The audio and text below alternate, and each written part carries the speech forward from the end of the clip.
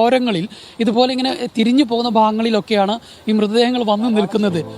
അപ്പോൾ ആ മൃതദേഹങ്ങൾ ഉണ്ടോ എന്ന് തരാൻ വേണ്ടി ഇതുപോലെ പുഴയുടെ ഈ മുഴുവൻ ഭാഗങ്ങൾ, പോത്തുകല്ല് ഉൾപ്പെടെയുള്ള പല ഭാഗങ്ങളിലും ഇങ്ങനെ പ്രവർത്തകർ ഇറങ്ങി നിൽക്കുകയാണ്. ഞാനിപ്പോൾ നിൽക്കുന്ന ഈ ഭാഗം എന്ന് പറയുന്നത് പുഴ കയറിയ ഒരു ഭാഗമാണ്. ഇവിടെയൊക്കെ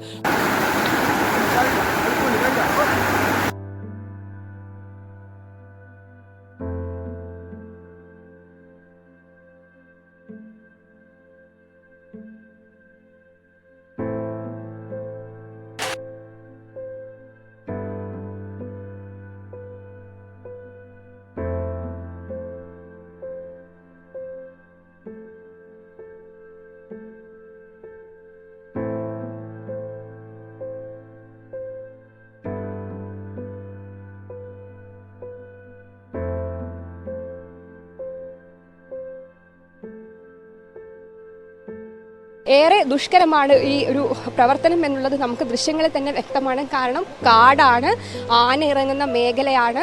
മഴ പെയ്തതിനാൽ തന്നെ എളുപ്പം മണ്ണിടിഞ്ഞ് ചവിട്ടുന്നിടത്തെല്ലാം ഇടിഞ്ഞ് താഴേക്ക് പോകുന്ന ഒരു പ്രശ്നമുണ്ട്.